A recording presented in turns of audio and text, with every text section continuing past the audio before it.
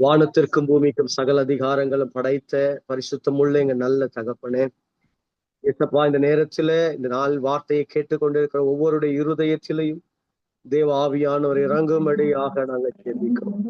பரிசுத்தமுள்ள ஆக்கினை ஒவ்வொரு மீதும் இறங்கும்படியாய் நான் ஜெபிக்கிறேன்.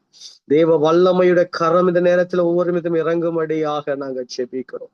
ஆண்டவர் வந்தவர்கள் வந்த வண்ணம் போகாதபடிக்கு தேவனுக்கென்று கொழுந்து விட்டு எரிகிற அனுபவத்தோடு கூட கடந்து செல்லுகிற கிருபையை கர்த்தர் நீர் கொடுப்பீராக. ஆவியானுடைய கரத்துல நான் ஒப்பு கொடுக்கிறேன். ஆவியானவர் உமக்கு சித்தம் போல் நீர் நடத்துவீராக. நான் சிறுகவும் தேவன் நாம மாத்திரம் பெருக கர்த்தர் கிருபை செய்யும். இயேசு கிறிஸ்துவின் வல்லமையுள்ள நாமத்தில் ஜெபிக்கிறேன் நல்ல பிதாவே. ஆமென். கர்த்தருடைய வருகை அதிசீக்கிரமாய் இருக்கிறபடினாலே கர்த்தரை தேடுகிற நாம் கர்த்தருடைய வருகைக்கு ஆயத்தமாக வேண்டும். அநேகரை கர்த்தருடைய வருகைக்கு ஆயத்தப்படுத்துகிறவர்களாய் நாம் இருக்க வேண்டும். நாம் நினைப்பதை பார்க்கிலும் அதிவேகமாய் கர்த்தருடைய வருகை சீக்கிரமாய் இருக்கிறது. அநேக ஆத்துமாக்களை பாதாளத்தின் வல்லமைக்கென்று விடுதலையாக்கி நாம் கர்த்தருடைய சமூகத்திலே சேர்க்கிறவர்களாக இந்த நேரத்திலே தேவ ஆவியானவர் நம்மை ஒன்றாக கூட்டியிருக்கிறார். இங்க இருக்கிற நீங்களும் நானும் கர்த்தருக்கென்று தெரிந்து கொள்ளப்பட்டவர்கள், கர்த்தருக்கென்று முன்குறிக்கப்பட்டவர்கள், கர்த்தருக்கென்று அழைக்கப்பட்டவர்கள், கர்த்தருக்கென்று நீதிமான்கள் ஆக்கப்பட்டவர்கள், கர்த்தருக்கென்று மகிமைப்படுகிறவர்களாக கர்த்தர் நம்மை நியமித்திருக்கிறார். எத்தனை பேர் விசுவாசிக்கிறீங்க? இந்த நேரத்திலும் கூட பிலிப்பியர் 2ஆம் அதிகாரம் 14ஆம் வசனம் இவ்விதமாய் சொல்லுகிறது: நான் வீணாக ஓடினதும் வீணாக பிரயாசப்பட்டதும் இல்லை என்கிற மகிழ்ச்சி கிறிஸ்துவின் நாளில் எனக்கு உண்டாய் இருப்பதற்கு ஜீவ வசனத்தை பிடித்து கொண்டு உலகத்திலே சுடர்களைப் போல பிரகாசிக்கிற நீங்கள் என்றால் இந்த நாளிலே இந்த வேத வசனத்தை கேட்டுக்கொண்டிருக்கிற நீங்களும் நானும், அப்போஸ்தலனாகிய பவுல், பரிசுத்த அப்போஸ்தலனாகிய பவுல் சொல்லுகிறார், கிறிஸ்துவுக்காக ஓடுகிற, கிறிஸ்துவுக்காக ஏதாவது ஒன்று செய்ய வேண்டும், கிறிஸ்துவுக்காக நான் ஏதாவது ஒன்று சாதிக்க வேண்டும், நான் கிறிஸ்துவுக்காக தெரிந்தெடுக்கப்பட்ட ஒரு கொள்ளி அல்லவா, நான் கிறிஸ்துவுக்காக ஒரு முன்குறிக்கப்பட்ட ஒரு முத்திரை மோதிரம் அல்லவா என்று நினைக்கிற நாம், கிறிஸ்துவின் நாளுக்காக ஓடுகிற நாம், நம் ஓடுகிற ஓட்டம் வீணாய் போகாதபடிக்கு அவருடைய நாளில நமக்கு மகிழ்ச்சி உண்டாகணுமோ. அப்போ கர்த்தர் ஏன் நாம் இத்தனை கோடி ஜனத்திற்கு மத்தியில கர்த்தர் ஏன் நம்மை அழைத்தார், ஏன் நம்மளை பயில் காட்டி இழுத்தார், ஏன் மனுஷனுடைய அன்பு என்கிற அந்த கட்டினலம் அழைத்தார் என்று சொன்னால், நமக்கு ஒரு பர்பஸ் இருக்கு. நம்முடைய ஓட்டத்துக்கு ஒரு பர்பஸ் இருக்கு. அந்த பர்பஸை கர்த்தர் கொடுத்துதான் அவருடைய ஊழியத்துக்குள்ள நம்ம அழைத்து கொண்டு வந்திருக்கிறார். அந்த ஊழியத்தை முடித்து நிறைவேறும் பொழுது நம்ம பவுலை போல ஃபெய்த்ஃபுல்லா சொல்லணும், நல்ல போராட்டத்தை போராடினேன், நான் ஓட்டத்தை முடித்தேன், விசுவாசத்தை காத்து கொண்டேன், இது முதற்கொண்டு நீதியின் கிரீடம் எனக்காக வைக்கப்பட்டிருக்கிறது என்று சொல்லி கன்ஃபர்மேஷனோடு கூட எப்படி பவுல் சொன்னாரோ, ஆண்டவர் சொல்றாரு, நான் பவுல், நான் தெரிந்து கொள்ளப்பட்ட பாத்திரமாய் இருக்கிறார். அப்ப நீங்களும் நானும் கர்த்தருடைய பார்வைக்கு முன்பதாக தெரிந்து கொள்ளப்பட்ட பாத்திரம். எதற்காக தெரிந்து கொண்டார் என்று சொன்னால், என் இருதயத்திலே, என் ஆண்டவருடைய இருதயத்திலே ஒரு திட்டத்தை வைத்து, அந்த திட்டத்தை நமக்குள்ளாய் வைத்து, மகனே மகளே, இந்த காரியத்தை பூமியில எனக்காக நிறைவேற்று என்று சொல்லி ஆண்டவர் என்ன பண்றார் அப்படின்னா, நம்மளை நம்புகிறார். இந்த காரியத்தை என் மகன் செய்வா, கர்த்தர் நம்புகிறார், என் மகன் இந்த காரியத்தை செய்து முடிப்பான் என்று சொல்லி. அதனால பவுல் சொல்றாரு, நான் வீணாக ஓடினதும் வீணாக பிரயாசப்பட்டதும் இல்லை என்கிற மகிழ்ச்சி கிறிஸ்துவின் நாளில எனக்கு உண்டாயிருக்கணும். எத்தனை பேர் சொல்ல போறீங்க, ஆண்டவருடைய வாழ்க்கை முடியும் பொழுது நான் சொல்லணும், ஆண்டவரை உமக்காக இந்த காரியத்தை நான் செய்து முடித்தேன், உமக்காக இந்த காரியத்தை நான் பண்ணினேன், உமக்காக நான் என் வாழ்க்கையில இதை இழந்தேன், உமக்காக என் வாழ்க்கையில நான் ஒப்பு கொடுத்தேன், உமக்காக நான் என் வாழ்க்கையை அர்ப்பணித்தேன். எத்தனை பேர் சொல்ல முடியும்? இன்னைக்கு ஆண்டவர் எதிர்பார்க்கிறாரு, நான் உன்னை பர்பஸுக்காக காலிங் எடுத்திருக்கமா, உன்னை பர்பஸுக்காக நான் சூஸ் பண்ணமா. எத்தனையோ பேர் இந்த இடத்துல ஆண்டவர் உன்னை மட்டும் சூஸ் பண்ணாரு. ஆண்டவர் தாவீதை சூஸ் பண்ணும் பொழுது ராஜாக்கு கேட்ட ஹைட்டு வெயிட்டு உள்ள எத்தனையோ சகோதரர்கள் இருந்தாங்க. ஆனால் ஒரு தகப்பனால கூட மறக்கப்பட்ட ஒரு இளைஞன் ஒரு ஆடுகளுக்கு பின்பதாக, கரவல் ஆடுகளுக்கு பின்பதாக அலைந்து கொண்டிருந்த ஒரு சிறுவனை கர்த்தர் என்ன பண்றாரு, தெரிந்தெடுத்து இருக்கிறார். எப்படி தெரிந்தெடுத்தா தெரியுமா? தாவீது பிறப்பதற்கு முன்பதாகவே எனக்கு இருதயத்துக்கு ஏற்ற ஒரு மனிதன் நான் தெரிந்து கொண்டேன். அப்ப ஆண்டவருடைய பர்பஸ் பாருங்க, ஆண்டவர் நம்ம தெரிந்து கொள்ளப்பட்ட அந்த விதத்தை பாருங்க. நம்ம தாயின் கருவில உருவாவதற்கு முன்னமே நம்மை குறித்து வசனம் சொல்லுது. அவன் தீர்க்கதரிசிகளாய் கர்த்தர் கட்டளையிட்டாராம். அவன் பிறக்கவே இல்லை, ஜாதிகளுக்கு தீர்க்கதரிசிகளாக. தாவீது பிறக்கவே இல்லை, அவனை இஸ்ரவேலுக்கு ராஜாவாக அப்ப கர்த்தர் நம்மளை என்ன பண்றாரு, முன் குறித்தவராய் இருக்கிறார். அல்லேலூயா. இப்ப பாருங்க, நம்ம எப்படி இருக்கணும் அப்படின்னா, இந்த மாதிரி ஒரு பர்பஸோட ஓடுகிற நாம் ஜீவ வசனத்தை பிடித்து கொள்ள வேண்டும். ஆண்டவர் சொல்றார், நான் உலகத்தான் அல்லாதது போல நீங்களும் உலகத்தார் அல்ல. மீண்டும் சொல்லுகிறேன், என் இயேசு சொல்லுகிறார், நான் உலகத்தில இருந்தேன், ஆனால் நான் உலகத்தான் அல்லாதது போல நீங்களும் நானும் உலகத்தான் அல்லாதவர்களாய் வாழ வேண்டும். அதனால ஆண்டவர் சொல்றாரு, இந்த உலகம் பொல்லாங்கனுக்குள்ளாய் கிடக்கிறது, இந்த உலகம் இருளாய் கிடக்கிறது. ஆனால் ஆண்டவர் சொல்லுகிறாரு, நீங்களே உலகத்துக்கு வெளிச்சமாய் இருக்கிறீங்க, நீங்க தான் உலகத்துக்கு வெளிச்சமாய் இருக்கிறீர்கள் என்று கர்த்தர் சொல்லுகிறார். என்ன வெளிச்சம்பா? இந்த வசனத்தை பிடித்து கொண்டவர்களாக, இந்த வசனத்தை தூக்கி சுடர்களை போல வைத்துக் கொண்டு, இந்த அக்கினியை பிடித்து கொண்டு அநேக மக்கள் நம்பிக்கை அற்று போய் இந்த உலகத்திலே இருளுக்குள்ளாய், இருளிலே சாத்தானுக்குள்ளாய் அடிமையாக்கப்பட்டு இருந்த ஒவ்வொரு மனிதனுக்கும் ஒரு வெளிச்சமாக கர்த்தர் நம்மை தெரிந்தெடுத்திருக்கிறார். ஆண்டவர் சொல்றார், எலும்பு எலும்பு சீயோனே, உன் வல்லமையை தரித்துக்கொள். ஆண்டவர் சொல்றார், உன் மகிமை வந்தது, உன் வெளிச்சம் உன்னிடத்துல வந்தது, உன் ஒளியின் இடத்துல ராஜாக்களும், உன் இடத்துல என்ன பண்ணுவாங்க, பிரபுக்களும் வருவாங்க. பாருங்க, கர்த்தர் என்னத்துக்காக நம்ம தெரிந்தெடுத்தார் என்று சொன்னால், நம்ம ஓடுகிறது, பிரயாசப்படுகிறது வீணாய் போகாதபடிக்கு ஆண்டவருடைய வசனத்தை உயர்த்தி பிடிக்கணும். இன்னைக்கு நம்ம வாழ்க்கையில எதை உயர்த்தி பிடிக்கிறோம்? இன்னைக்கு கர்த்தருடைய பிள்ளைகள் சொல்லுகிற நாம் எதை உயர்த்தி பிடிக்கிறோம்? நாம் கர்த்தருக்காக ஓடுகிறோம் என்று சொல்ற நாம் எதை உயர்த்தி பிடிக்கிறோம்? கர்த்தருடைய வருகை அதிசீக்கிரமாய் இருக்கிறது, ஆண்டவருடைய ரகசிய வருகை அதிசீக்கிரமாய் இருக்கிறது. நாம் என்னத்தை உயர்த்தி பிடிக்கிறோம்? பவுல் சொல்றாரு, ஜீவ வசனத்தை நீங்க பிடித்து கொண்டு உலகத்திலே சுடர்களை போல பிரகாசிக்கிற நீங்கள். என்ன வார்த்தை ஆண்டவர் சொல்றாரு பாருங்க. மோசே சீனாய் மலையில அமர்ந்து ஆண்டவருடைய சமூகத்துல தரித்து இருந்து கீழே வரும்போது மோசேயோட முகத்தை ஒருவனாலும் பார்க்க முடியல. அப்பேற்பட்ட ஒரு பிரகாசம். இன்னைக்கு ஆண்டவர் சொல்றாரு, இந்த உலகம் இருளுக்குள்ளா இருக்கு, பொல்லாங்கனுக்குள்ளா இருக்கு, நம்பிக்கையற்றவளா இருக்கிறாங்க, ஜீவ வழி எது என்று தெரியாம இருக்கிறாங்க. அவங்க கேட்டுக்கு போற வாசல் விசாலமா இருக்கிறது. அநேகர் கோடான கோடி பேர் அதற்காக போய்கொண்டு இருக்கிறாங்க, பாதாளத்துக்குள்ள போய்கொண்டு இருக்கிறாங்க. கர்த்தரை அறிந்த, கர்த்தரை வசனத்தை அறிந்து கொண்ட, கர்த்தருடைய வசனத்தை புரிந்து கொண்ட, அந்த வார்த்தையை கரத்தை பிடித்து ஆண்டவருக்காக ஆயத்தமாகிற நாம் எத்தனை பேரை கர்த்தருக்கென்று ஆயத்தப்படுத்துகிறோம்? இன்னைக்கு கேள்வி நம்ம இடத்துல ஆண்டவர் கேட்கிறாரு, அவனை தெரிந்து கொண்ட பர்பஸ் என்ன?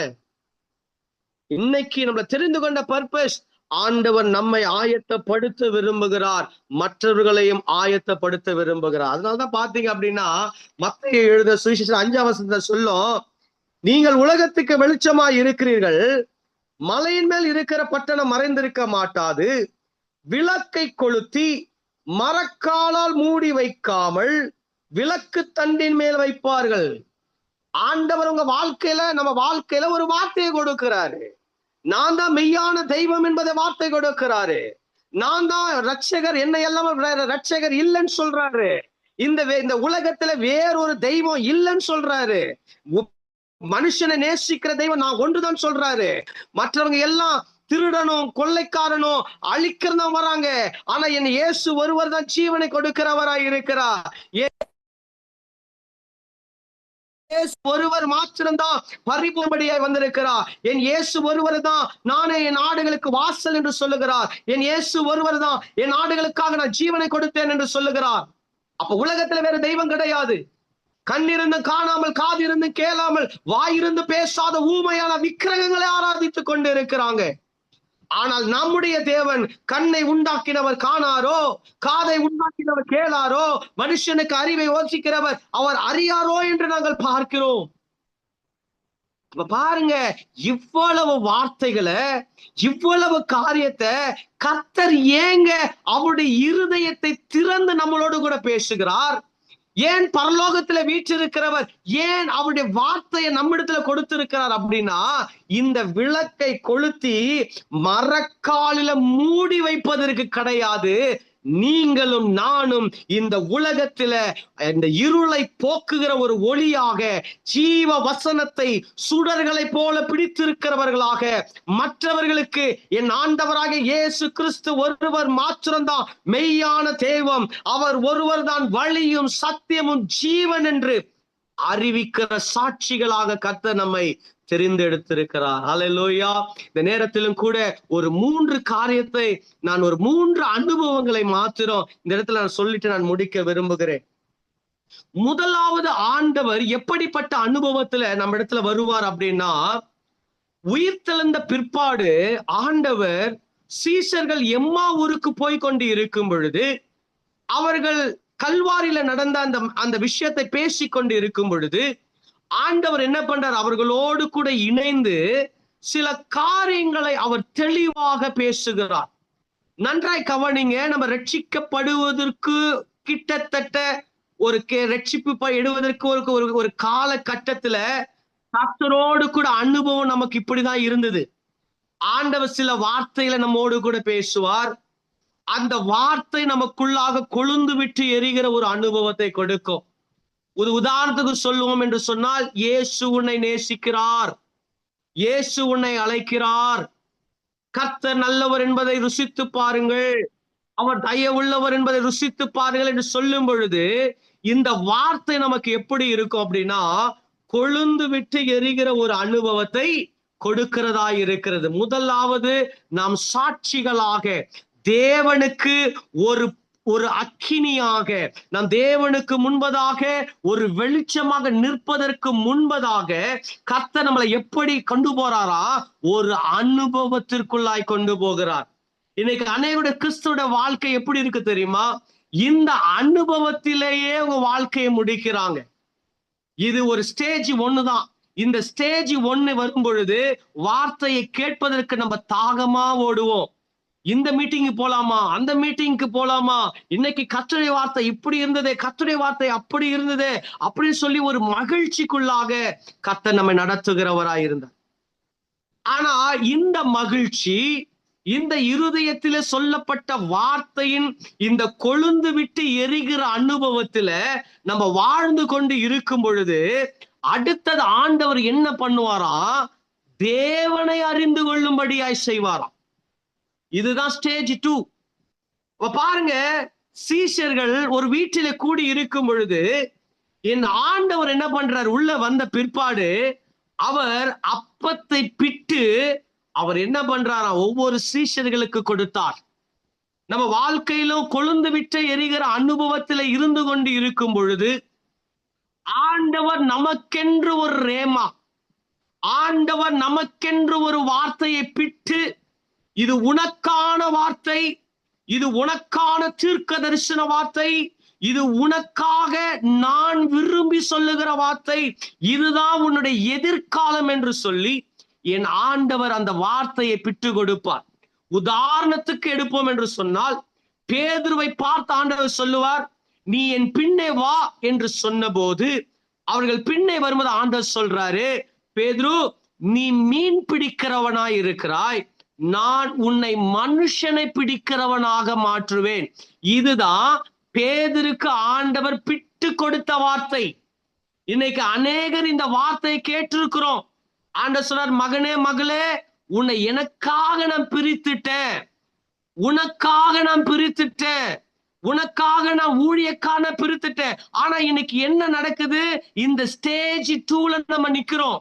இந்த ஸ்டேஜ் 2ல நிற்கும் போது நம்ம தேவனை அறிந்து கொள்ளுகிறோம்.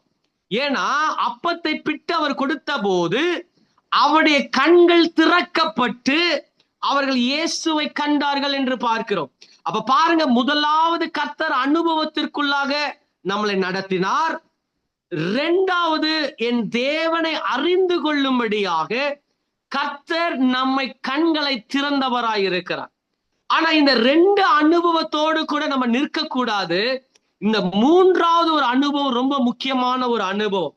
என்ன அனுபவம் அப்படின்னு நம்ம பாத்தீங்க அப்படின்னா, லூக்கால யோவான் ஸ்நானகன் சொல்லுவாரு, நான் அவருடைய பாதரட்சையும் நான் அவிழ்ப்பதற்கு நான் பாத்திரன் அல்ல, எனக்கு பின்னால ஒருத்தர் வராரு, அவர் பரிசுத்த ஆவியினாலும் அக்கினியினாலும் உங்களுக்கு ஞான ஸ்நானம் கொடுப்பார். இதுதான் இன்றைய நாளுடைய செய்தி.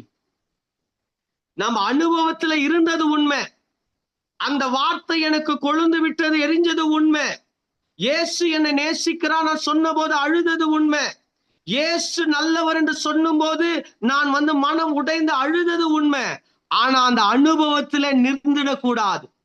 அந்த அனுபவம் நமக்கு எப்படி வரணும் அப்படின்னா, கர்த்தர் நமக்கு அவருடைய வார்த்தையை, எனக்கென்று எதற்காக கர்த்தர் என்னை பிரித்தெடுத்தார், ஏன் கர்த்தர் என்னை வேறு பிரித்தார் என்ற அனுபவத்திற்குள் வரும் பொழுது ஆண்டவர் சொல்லுவாரு, மகனே, உன்னை நான் தீர்க்கதரிசியாய் பிரித்தெடுத்தேன், நான் உன்னை அநேகருக்கு ஞானத்தை போதிக்கிறவனாக பிரித்தெடுத்தேன், நான் அநேகருக்கு அறிவை போதிக்கும்படியாய் பிரித்தெடுத்தேன், நான் அநேகருக்கு சுகத்தை கொடுக்கிறவனாக, பிசாசுகளை ஓற்றுகிறவனாக, ஆண்டோட அபிஷேகத்தோடு வரத்தோடு கூட இருக்கும்படியாய் உன்னை பிரித்தெடுத்தேன். பவுலும் பர்னபாவும் எல்லாரோடு கூட இருக்கும்போது ஆவியானவர் திருவுளம் பற்றுகிறார். நான் அழைத்த ஊழியத்திற்காக, நான் என்ன செய்ய விரும்புகிறேனோ அந்த ஊழியத்திற்காக பவுலையும் பர்னபாவையும் பிரித்து விடுங்கள். அப்ப ஆண்டவர் ஏன் பிரிக்கிறார் அப்படின்னா, நாம் சாட்சிகளாய் நிற்கும்படி. ஆண்டவர் ஏன் நம்மளை பிரிக்கிறார் என்று சொன்னால், அக்கினியின் அபிஷேகத்திற்குள்ள என்ன நடத்தும்படி. இன்னைக்கு பாத்தீங்க அப்படின்னா நம்ம வாழ்க்கையில எல்லாருக்கும் பரிசுத்த ஆவியின் அபிஷேகம் உண்டு, எல்லாருக்கும் பரிசுத்த ஆவியின் அபிஷேகம் உண்டு. ஆனால் ஆண்டவர் அக்கினியின் அபிஷேகத்தை நமக்கு கொடுக்கணும். இந்த அக்கினியின் அபிஷேகத்திற்குள்ளாய் வரும்போதுதான் தேவன் நமக்குள்ளாய் இருக்கிறார் என்பதை மற்றவர்கள் காணும்படி செய்வார். நான் விளங்குதான் நான் சொல்றது? முதல் சொன்ன 2 வார்த்தைகளும் நான் தேவனுக்குள்ளாய் இருக்கிறேன் என்பதை உறுதிப்படுத்தும். ஆனால் இந்த அக்கினி அபிஷேகத்துக்குள்ளாய் வருகிறவருடைய வாழ்க்கையில தான் தேவன் உனக்குள்ளாய் இருக்கிறார் என்பதை மற்றவர்கள் பறைசாற்றுகிற கிருபையை உண்டு பண்ணும். நன்றாய் கவனிங்க. எலியா என்கிற தீர்க்கதரிசி கேரித்து ஆற்றண்டையில இருக்கும் பொழுது அவருக்கு அப்பம் கொடுக்கப்பட்டது, வார்த்தை கொடுக்கப்பட்டது. அது அக்கினினால கொடுக்கப்படல, வார்த்தை கொடுக்கப்பட்டது. ஆனா இந்த வார்த்தையின் பலத்தினால எலியா எங்க போனாரு? சாரிபாத் என்கிறதான அந்த விதவையின் வீட்டுக்கு போகிற பலன் கிடைத்தது. ஆனா யெசபேல் எலியாவின் தலையை நான் வாங்கிடுவேன், நாளைக்கு இந்நேரம் உன் தலை போயிடும், நீ செத்து போயிடுவே அப்படின்னு சொல்லும் போது எலியா பயந்து போய் நான் மரித்து போயிடும் சூழ்நிலை நிற்கும் பொழுது ஆண்டவர் தூதனை அனுப்பி என்ன அப்பத்தை கொடுத்தாராம்? தழலினாலே சுடப்பட்ட அப்பத்தை, அக்கினினால அனாயின் பண்ண வார்த்தை, உனக்காக எனக்காக கர்த்தர் அபிஷேகித்த வார்த்தை. எதற்காக கர்த்தர் நம்மை முன்குறித்தாரோ அந்த அக்கினியின் அபிஷேகம் உள்ள அந்த வார்த்தையை அவர் சொல்றார், நீ தட்டி எழுப்பி எலியாவே நீ இதை சாப்பிடுப்பான்னு சொல்லி நாள் நடந்து தேவனுடைய பர்வதத்திற்கு போனான். அப்ப பாருங்க, வார்த்தை எது வரைக்கும் யூஸ் ஆச்சு? சாரிபாத்து விதைக்கு விதவை வீடு போகிற வரைக்கும் வார்த்தை ஓகே. ஆனா கர்த்தர் எதற்காக நம்ம அழைத்தார்? தேவனுடைய பர்வதத்திற்கு போகணும். அந்த தேவனுடைய பர்வதத்திற்கு நாங்க போகணும்னா அக்கினியினால சுடப்பட்டதான அந்த அப்பம், அக்கினியினால அன்னாயின் பண்ண அந்த வார்த்தையை நம்ம பெற்றுக்கொள்ள வேண்டும். அப்பதான் நம்ம உலகத்துக்கு சுடர் ஒளியாக, பேரொளியாக என் ஆண்டவரை நம்ம என்ன பண்ண முடியும்? காண்பிக்க முடியும். இரண்டாவது காரியத்தை வேகமா சொல்லி முடிக்கிறேன். பேதுரு ஆண்டவர் மரித்து போயிட்டாரு. ஆண்டவர் மரித்து போனவர் முதலாவது என்ன சொல்றாரு? நான் மீன் பிடிக்க போகிறேன். ஆண்டவர் பேதுரு அழைச்சது மீன் பிடிக்கவா? முதல் ஆண்டவர் பேதுரு அழைச்சது என்ன சொன்னாரு? உன்னை மனுஷனை பிடிக்க நான் ஆக்குவேன். அப்ப இந்த வார்த்தையில என்ன ஆகல? இன்னும் அக்கினி போடப்படல, இன்னும் நெருப்பு இந்த வார்த்தையை சந்திக்கப்படல. சந்திக்கப்படாதனால என்ன பண்ணார் பேதுரு? மீன் பிடிக்க போனாரு. மீன் பிடிக்க போனதிடத்துல ஆண்டவர் கேட்கிறார், பிள்ளைகளை புசிப்பது உங்களிடத்துல ஏதாகிலும் ஒன்றா? ஒண்ணுமே இல்ல ஆண்டவரே. தரிசனத்தை அறிந்து கர்த்தருடைய காலிங்க புரிந்து கொண்ட பிற்பாடும் அந்த வார்த்தை அனாயிண்டிங் பண்ண அந்த வார்த்தை பெறாம நம்ம இருப்போம் என்று சொன்னால் கர்த்தர் ஒன்றும் இல்லாமல் அந்த வசனம் சொல்லுது, அவங்க ரா முழுதும் பிரயாசப்பட்டும் ஒன்றும் இல்லாம போனாங்க. ஏன் தெரியுமா? ஆண்டவர் கரி நெருப்பை உண்டு பண்ணி அந்த நெருப்பில ஆண்டவர் மீனையும் அப்பத்தை என்ன பண்றாரு? அது மேல் வைத்து அன்னாயின் பண்ணி அவர் என்ன பண்றாரு? அந்த சீஷர்களுக்கு அவர் கொடுத்தார். கர்த்தர் 5 அப்பம் 2 மீன்களை ஆண்டவர் என்ன பண்றாரு? 5000 பேருக்கு போஷிச்சாங்க. திருப்தி அடைந்தாங்க, திருப்தி அடைந்து போனாங்க. ஆனா அதுக்கப்புறம் அவங்க மூலியமாக எந்த ஒரு அற்புதமும் அடையாளமும் பூமியில நடக்கல. ஆனா இன்னைக்கு கர்த்தர் உங்களையும் என்னையும் எதுக்கு தெரிந்தெடுத்திருக்காருன்னா, இந்த பூமியில நீ அற்புதமும் அடையாளமும் இயேசுவின் நாமத்துல செய்ய வேண்டும் என்பதற்காக தான் கர்த்தர் உன்னையும் என்னையும் முன்குறித்து இருக்கிறார். அப்ப பாருங்க, நம்ம அனுபவத்தோடு கூட நம்முடைய வாழ்க்கை, ஆவிக்குரிய வாழ்க்கை நிறுத்தப்படக்கூடாது. நம்ம ஆண்டவர் அறிந்து விட்டோம் என்கிறதோடு கூட நம்ம வாழ்க்கை நின்று விடக்கூடாது. ஆண்டவர் எனக்குள்ளா இருந்து கிரியை நடப்பிக்கிறார் என்கிறதான அனுபவத்திற்குள்ள நம்ம வரணும். அப்படின்னா ஆண்டவர் நமக்காக கொடுத்த அந்த வார்த்தை அக்கினியின் அபிஷேகத்தோடு அந்த நெருப்பில சுடப்பட்ட, நெருப்பில மேரினேட் பண்ணப்பட்ட அந்த வார்த்தை நம்ம புசிக்க வேண்டும். பார்வோனுக்கு முன்பதாக மோசே நிற்கணும் அப்படின்னா, இஸ்ரவேல் மக்களை அழைத்து கொண்டு வரணும் அப்படின்னா, இஸ்ரவேல் மக்களை வனாந்திரத்துல கொண்டு வரணும் அப்படின்னா, சீனாய் பர்வதத்துல மோசே 40 நாள் நிற்க வேண்டும் என்று சொன்னா, மீதியான் மலைக்கு பின்பதாக முச்செடியில அக்கினிக்கு நடுவில தோன்றின வார்த்தையின் அந்த அப்பத்தை மோசே புசித்தே ஆகணும். அந்த அக்கினிலிருந்து வெளிப்படுகிற அந்த வார்த்தை நீ புசிக்கலனா கர்த்தர் எதற்காக நம்ம அழைத்தாரோ அந்த நோக்கத்தை கைவிட வேண்டிய சூழ்நிலை வந்துடும். இன்னைக்கு நீ கேட்டுக்கொண்டிருக்கிற ஒவ்வொருவருக்கும் கர்த்தருடைய அழைப்பு உண்டு.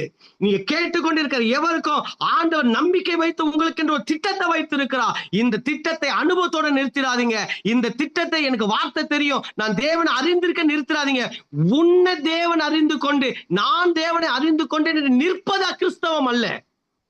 அநேக ஆத்துமாக்களை ரட்சிப்புகளாய் கொண்டு வரணும். அப்ப பாருங்க, பேதுரு எப்ப இந்த அனாயிண்டட் அப்பத்தை தின்னாரோ, எப்ப புசித்தாரோ, அப்போஸ்தலர் 2ஆம் அதிகாரத்துல பெந்தகோஸ்தே என்ன நாள் வந்த போது பேதுரு உட்கார்ந்து இருக்கிறார். வானத்திலிருந்து சடுதியான ஒரு முழக்கம் உண்டாகி அக்கினிமயமான நாவுகள் அவங்கள டோஸ்ட் பண்ணுது. அந்த அக்கினி அந்த வார்த்தை தொடுது. தொட்டதற்கு பின்பதாக என் பேதுரு என்ன பண்றாரு? தாயின் வயிற்றில் பிறந்த நாள் முழுக்க சப்பானிய உயிரோடு எழுப்புறாரு. 3000 பேர்கள் பேதுருவின் வாயிலிருந்து புறப்பட்ட வார்த்தையில குத்தப்பட்டவர்களாக நான் ரட்சிக்கப்பட என்ன பண்ண வேண்டும்? இன்னைக்கு அநேக பிரசங்கம் பண்றோம், என்னையும் சேர்த்தான் சொல்றேன், பிரசங்கம் பண்றோம். ஆனா என்னைக்காவது கேட்டலாம், ஐயா ரட்சிப்புடா என்ன? நான் எனக்கு தண்ணீர் இருக்குதே, இந்த எத்தியோப்பியா மந்திரியை போல எனக்கு தண்ணீர் இருக்குதே, ஞானஸ்தானம் எடுக்கணும், நான் ஜீவனுக்குள்ளாய் பிரவேசிக்கணும். இந்த துடிப்பு எப்பங்க வரும்? எவனுடைய வாழ்க்கையில அனாயிண்டட் ஃபயர், அனாயிண்டிங் அந்த வார்த்தையில அக்கினி யாரோட வாழ்க்கை இறங்குதோ அவனுடைய நிழலில கர்த்தர் சுகத்தை கொடுக்கிறான். 3000 பேர் குத்தப்பட்டார், சாதாரண விஷயம் அல்ல. பேதுரு படகை கொண்டு போய் மீன் கிடைக்குமா மீன் கிடைக்குமான்னு வலையை கொண்டு போய் பேசினார். ஒரு மீன் கிடைக்கல. ஆனா என்னைக்கு அவர் அனாயிண்டட் வேர்டை பெற்றாரோ, என்னைக்கு அக்கினியின் அபிஷேகத்தை பெற்றாரோ, பேதுரு எங்க வந்தாரோ அந்த இடத்துக்கு வருவதற்கு முன்பதாக ஆத்துமா என்கிற மீன் பேதுருக்காக காத்திருந்தது. நீங்க நான் ப்ராஃபஸியா சொல்லுகிறேன், ஆண்டவர் ஆத்துமா, தாகமுள்ள ஆத்துமா பூமியில கோடான கோடி பேர் இருக்கிறாங்க. ஆனா நம்ம இன்னைக்கும் நம்முடைய தரிசனத்தை விட்டு, ஆண்டோட காலிங்க விட்டுட்டு, இன்னைக்கு நம்ம படகை எடுத்துக்கிட்டு, வலையை எடுத்துக்கிட்டு, நமக்கு தெரிஞ்ச இடத்துல ஓடிக்கொண்டிருக்கிறான். சொல்றேங்க, என்ன பிரயாசப்பட்டாலும் ஒண்ணும் கிடைக்காது. ஆண்டவர் நமக்கென்று அந்த அக்கினியின் அபிஷேகத்தை ஊற்ற காத்திருக்கிறார். இந்த அக்கினியின் அபிஷேகத்தை பெற்ற நாம் நம்முடைய நிழலிலே தேவன் எனக்குள்ளா இருக்கிறார் என்பதை மற்றவர்கள் அறிந்து கொள்ளும்படியாய் வேத பாரகர்களும் பரிசேயர்களும் சதுசேயர்களும் ஆசாரியர்களை பார்த்து சொல்றாங்க, இவங்க படிப்பறிவு இல்லாதவர்களாச்சே, இவங்க இப்படி அதிகாரத்தோடு கூட பேசுகிறாங்க. அப்ப இயேசுவோடு இருந்தவங்க தான் இவங்க.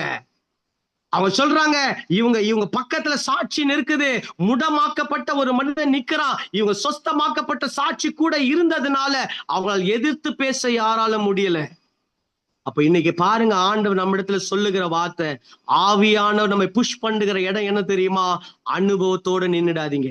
ஏதோ காலைல வசனம் படிச்சோம், அப்பா இந்த வசனம் எனக்கு ரொம்ப சூப்பரா இருந்துச்சுப்பா அப்படின்னு உங்களுக்குள்ள நமக்குள்ள குளிர்ந்து கொண்டு நிற்க வேண்டியாது அனுபவத்தை நிற்காதீங்க. அடுத்ததுக்கு போங்க. ஆண்டவர் உங்களுக்குன்னு வார்த்தையை பிட்டு கொடுப்பாரு. சின்ன சின்ன ஊழியத்தை செய்ய வைப்பாரு, செய்ய ஆரம்பிங்க. எந்த ஊழியத்தையும் விட்டுடாதீங்க, எல்லாத்தையும் செய்ய ஆரம்பிங்க. ஒரு நாள் வரும், நமக்காக கர்த்தர் கரி நெருப்பை போடுவார். அந்த கரி நெருப்பிலே ஆண்டவர் அப்பத்தை எடுத்து ஆண்டவர் புசிக்க கொடுப்பார். ஆண்டவர் தட்டி எழுப்பி தழலினால சுடப்பட்ட ஒரு அப்பம் வானத்திலிருந்து இறங்கும்.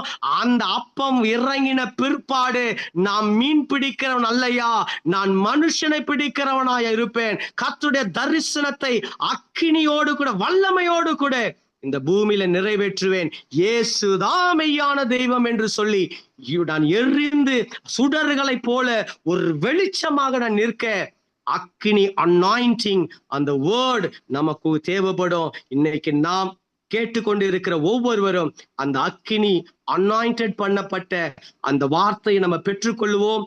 ஆண்டவருக்கென்று பிரயாசப்படுகிற நாம் பிரயாசம் வீணாய் போகாதபடிக்கு அவருடைய நாளில நாம் அநேக ஆத்துமாக்களை பரலோக ராஜ்யத்திற்கு கொண்டு செல்லுகிற கர்த்தருடைய பிள்ளைகளாக, மகனாக மகளாக மாறுவோம். கர்த்தர் தாமே உங்களை ஆசீர்வதிப்பாராக. ஆமென்.